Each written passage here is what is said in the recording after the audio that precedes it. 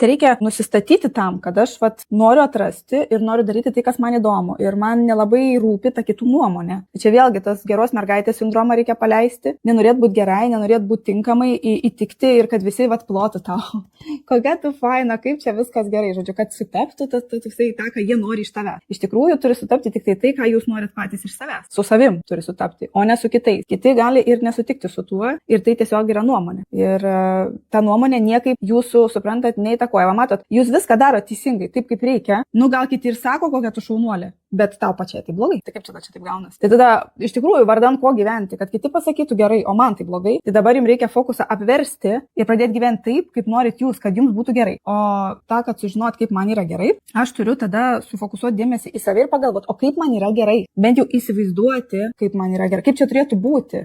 Ne šiaip, kad matyt prasmę, nebūtinai tą prasmę matyti, tos prasmės iš vis nereikia, kam reikalinga. Įdomu, kad būtų.